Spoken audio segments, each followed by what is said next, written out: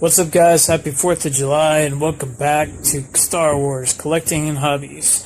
This is year 4 of our top 100 list, and what does that mean if you haven't already seen the other 3? The Black Series. When they first came out, they had an orange and black line, which lasted for 1 year.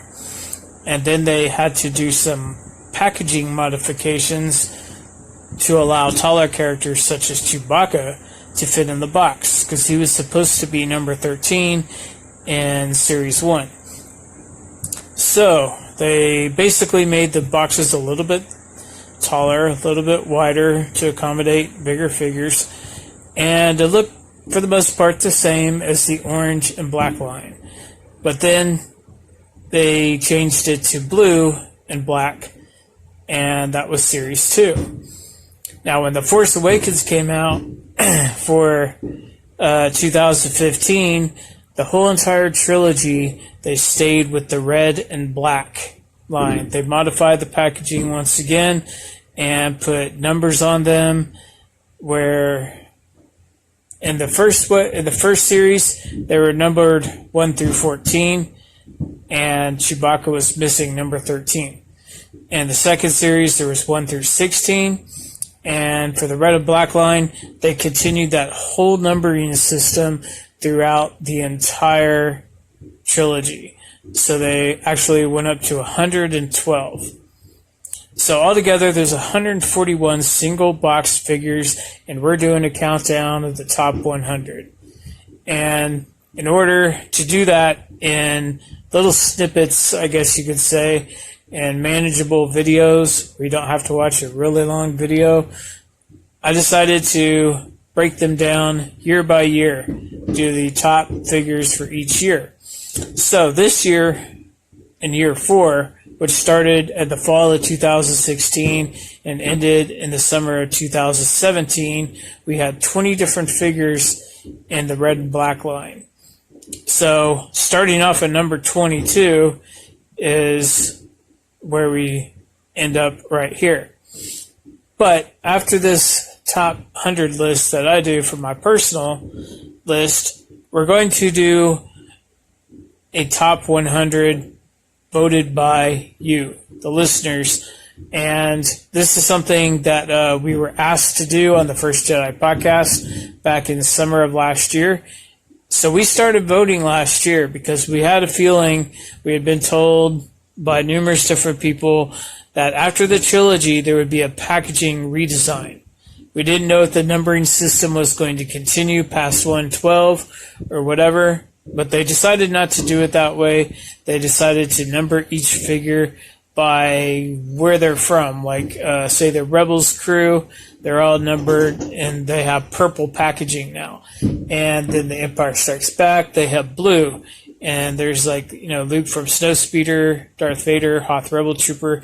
These figures have already been announced. And the newest wave of the red and black line already started shipping about a week ago. People are starting to do reviews on them on YouTube. And by the time we get that far up, you'll have plenty of time to get to know those 5 new figures that round out the red and black line.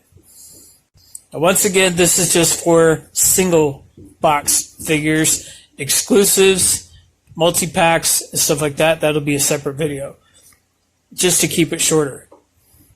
So without further ado, let's go ahead and crack into our top 20. Coming in at number 20, the peg warmer of the century, Captain Cassian Andor. And I'm sorry to say that, because I love all Star Wars Black Series figures, but this particular figure is not really all that bad as far as the figure itself goes, except for the portrait. And this is something that Hasbro is obviously corrected nowadays. We're just a little bit ahead of when they started implementing photoreal.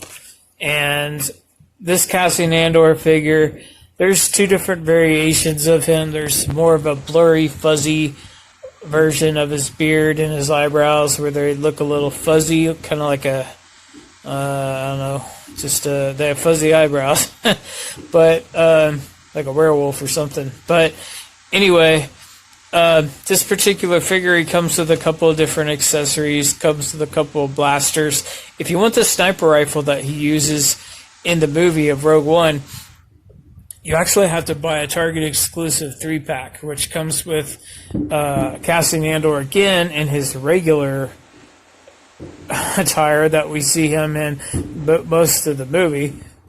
It also comes with a repack of the regular version of Jyn Erso with the hood, and a kind of sort of modified repack of the Death Trooper, but this time with extra armor, which is removable. So you could technically make him a regular Death Trooper too. So, if you want the complete set for this guy, you actually got to buy a multi-pack, which is also another kind of a somewhat of a negative towards this figure. But the figure itself, it looks kind of like Han Solo in Hoth gear, which is one of the pluses. You could possibly use him like an army builder. And army build him you can, because a lot of places, Five Belows still have this figure for $5. Same with Ollie's. If you can't find them for $5, you could go online and get them for about $9. Or if you don't want to go online and you need one right away and you want to set up a display of some sort, go to just about any Walgreens and you can get him for $19.99. Unless he's on sale, then anyway, so that's all I got to say about number 20. Coming in at number 19 is Jyn Erso. This is, her number is 23 in the series, and actually 22, and Andor's is 23, I believe. I get those mixed up all the time. But those are the ones that you're going to see at Walgreens every time you walk in. 22 and 23. Almost any Walgreens has these. $19.99, unfortunately. But, and JCPenney, a lot of stores, some Targets have them on clearance for $9.98. But the reason she's number 19, she was repacked too many times, just like Cassian Andor. And not only that, her head really doesn't look like her. So I'm trying to judge these not by like popularity, obviously not by popularity of character, because if we were doing that, she would probably be way up there. Because everybody liked Jyn Erso in Rogue One. But the head just doesn't look like her. And there's a couple of variations on her with the face paint. The lip color is slightly different on some of them. And the eyes, some of them are a little bit bigger, like Barbie eyes almost, and some of them are smaller. But this is a repack of the San Diego Comic-Con exclusive. It's the exact same thing that they offered a couple months before she came out in the regular line. Plus, you could pre-order this figure for a whole month before the rest of the figures came out because she was the top star. Hasbro made sure that the top star, because she was female and because of the Rey problem, being a mostly boys toy line, everybody's, where's Rey? Rey was hard to find back in the day, where, a couple, actually just a year before that, they even repacked Rey in the assortment that Jyn Erso came in. So, just to get her out there more. They repacked Rey several times. But on the plus side, she has a working holster. She comes with a blaster. She comes with a hood accessory, which doesn't really look like the one you see in the movies. Just kind of a gray rubber piece, but you could use it for different things. And this figure, quite frankly, if you pop off the head, you could swap heads with maybe some Marvel Legends, other Star Wars figures. And, this is a good like smugglers type body for a figure, or like what's her name, Jaina Solo or Mara Jade, or a Han Solo-esque type female character. I mean, it's actually a good body. I had several of these at one point, customizing them, because I found this figure for $1.97 on GameStop.com, and I ordered a bunch of them. And then I gave most of them away. to friends and family for Christmas. But anyway, she's actually like kind of like Cassian Andor. She's actually a good figure. It's just they repacked her so many times. She was on shelves, clogging up pegs everywhere for a very long time. All right, so coming in at number 18, another guy you can probably find at Five Below or Ollie's, Director Krennic. Again, not that bad of a figure. It's a good thing that they made him in a lot of ways because you have a different kind of Imperial officer. You won't have to paint it yourself. You can have one with the white. There was actually Imperial officers in the original Star Wars movie in 1977 that had white uniform. And so I'm glad that they made him because, it's kind of iffy with those kind of characters, just the officers. So I'm glad he was a figure that you would be able to find. And this one you can still find at Walgreens sometimes. And the head sculpt is not too bad, especially since this is predating photoreal. And he does come with a blaster that actually fits in backwards, kind of, I think. And a removable cape. Like I said, the figure, not really all that bad. It's just, again, he suffered from being repacked too many times. And again, since he was in the main line, you repack an officer over and over, he's gonna, it's just an old man in a suit. So not everybody's going to buy it. So that might be why he's still sitting around some places. All right, so coming in at number 17, we have Kylo Ren Unmasked. This was also a San Diego Comic-Con exclusive, but the Comic-Con exclusive came with a melted Darth Vader helmet from the Force Awakens movie. He came with a extra helmet, his regular Kylo Ren helmet. And he came with a flagpole with a First Order flag.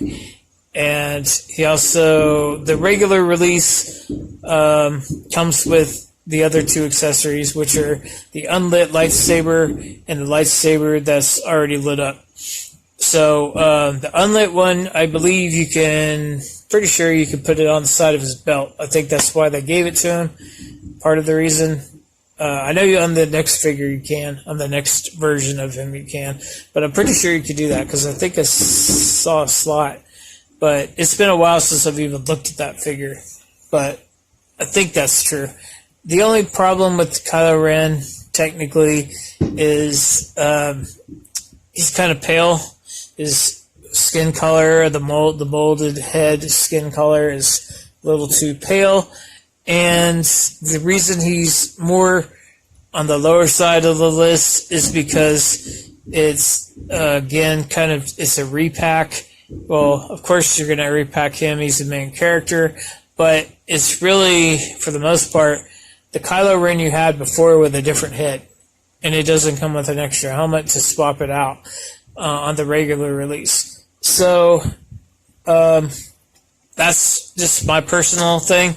He's a figure I already had, and I didn't need another one, and he didn't come with all this, an extra helmet, so didn't really need a buy for me. But anyway, coming in at number 16 is the AT-AT pilot or AT-AT driver, whichever you want to call him. They actually released it with the original said AT-AT pilot. The re-release said AT-AT driver, and this is a figure that they nailed. They nailed it. It hit a home run. It looks exactly like he does in The Empire Strikes Back, I believe. I might be confusing this with one of the what are those, the exclusive driver guy, that Target exclusive ATDP, or I don't know, whatever it is. But, there was like black marks or red marks on the top of his helmet that weren't there on the figure or something. I might be getting that mixed up, but the figure itself looks just like he does in the movie. The only reason he would be on the lower side of this list is because, for me, stormtroopers and clone troopers are the ones you build. The AT-AT driver, TIE fighter pilot, those type of guys, for the 6-inch scale, we did get a 6-inch TIE fighter, but it was a first order TIE fighter. So are we going to get a 6-inch scale AT-AT? That would be like 6 feet tall or something? I don't know. But yeah, so he's a great figure, but he comes with a regular Stormtrooper pistol. But they nailed it. It's just that he's not as exciting as, say, one of the main characters, or something else that you could. He's just a guy that pilots something that you don't have. So, all right. So moving on. Coming in at number 15, we have the Emperor's Royal Guard. This is the original Return of the Jedi classic version, but with somewhat of a twist to some extent. In Return of the Jedi, we only see them, we see their helmets, we see their robes, but we don't see what's under their robes. And in the comic books and the expanded universe and the books and stuff like that, these Royal Guards are actually very well trained fighters, and they have basically like armored suits underneath their robes. So when you you can't really remove the robe, but if you move it to the side or whatever, maybe you could. I don't know if the head comes off and you can do that, but anyway, if you move the robes to the sides, you'll see the armor and everything that you see in, like, I think it's called Crimson Empire, where you see the weapons that they have. They even have a holster with a blaster on their side and everything. So Hasbro paid a lot of attention to detail, and they did a really good job on these. They also released these like as different versions, like the black one, like a Shadow Guard, I think, and like in a 4-pack with some other figures like the Praetorian Guards from Last Jedi. But yeah, so they paid a lot of attention to detail. A lot of people really love this figure. And because of that, they made full cases available to e-tailers. And, this figure, sometimes every now and then, will dip down to like $10 or $12.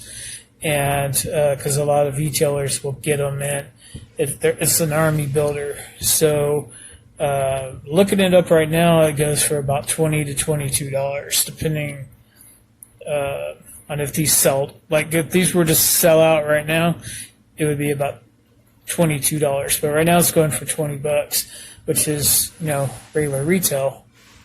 But also it also comes with the staff, like it should, not just the gun, but the blaster, which surprised somebody. Some people, because they didn't.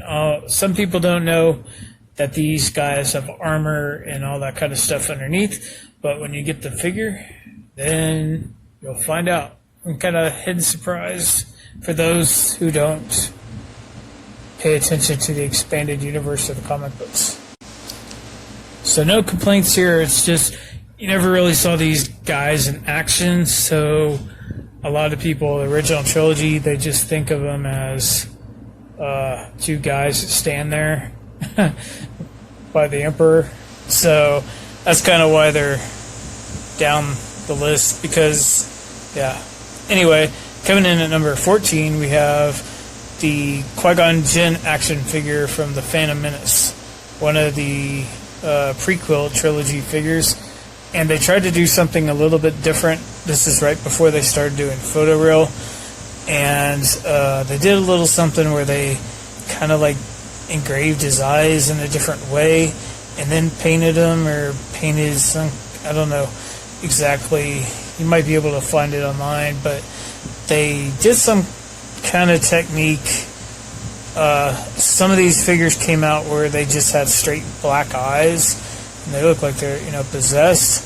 So this is one that he was in the top 5, or I think, on the fan vote recently to get a repack in the archive line, and I do hope that they do it, because he needs a photoreal face paint update. He definitely needs one. But other than that, he looks like a great figure. He comes with an extra hand that points, the force-using hand. He also comes with his lightsaber, which has a detachable blade. You can put it on his hip, on his belt. And other than the head, it's a really great figure. That's why he's where he's at on the list. So I think he goes for about $60 now on Amazon. So he was in that wave, and he was over the last 6 months or so, he's really shot up in aftermarket value. So coming in at number 13, we have C-3PO Resistance Base. So this is basically a C-3PO with the red arm that you see at the end of Force Awakens, where it's like, oh, Captain Solo, you didn't even recognize me. I have a new arm. I'm going to get it fixed soon. Or whatever.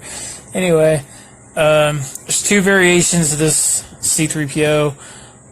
One of them has basically a darker maroon color, and one of them is a little bit lighter color. But you can definitely tell the difference side by side. So I believe the way it went was the darker version was too dark, so they corrected it and made it a little bit lighter. I believe that's how it went. And I don't think it matters on the aftermarket, or at least I haven't seen it matter most of the time. They're about the same price. Okay, so if you were to order on Amazon, you probably wouldn't be able to pick which variation you want, or the seller might not know the variations, but on Amazon they go for roughly $26 before shipping, so basically $30. And if you go to eBay, if you don't care about box condition so much, and you don't care about some shelfware on the box, you can get them for about $18, maybe a little bit more than that, 20. But anyway, the figure itself was our first introduction to the 6-inch C-3PO, and soon after that we got another version with the regular A New Hope style with the golden arms, but with the silver right leg, which was a Walgreens exclusive, which they also used for the Star Wars 40th anniversary figures on the card, and later on became Entertainment Earth and fan channel exclusive. So anyway, the C-3PO, some people say, I think that his legs were just slightly too short, and that they corrected that with the new Amazon exclusive version that comes in a 2-pack with Chewbacca, and that particular figure comes apart, where you can put him in the net like in Empire Strikes Back. So personally, I think that the figure's pretty good. I don't know if I even noticed the leg difference, maybe, kind of, but the red arm, I rather have the A New Hope version or the Empire Strikes Back version. I'd rather have those personally, but there's nothing really wrong with the figure so much. But the articulation, of course, is going to be slightly different because normally you have a bend at the elbow, which they did kind of change for the newer version with the exclusive, and for Forlom, because he uses the same mold, where they use that piston that goes into his elbow on the front half. They made it where it could slide up and down. But the original version, until Forlom came out, they couldn't do that. So you don't have any movement in the elbows to speak of.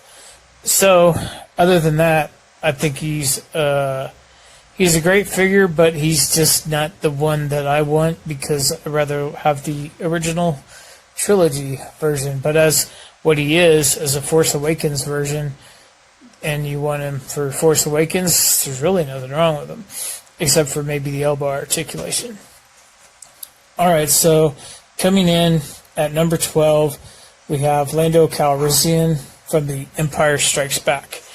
And of course, this is the version where he's in his blue pants and blue shirt and the cape and all that kind of stuff. As far as market value, this version has gone through a lot of different sales and price drops and price hikes and going back and forth, and I've seen them as low as $10, and sometimes you can get them loose for about $12 on eBay. But if you want a mint card or mint box, you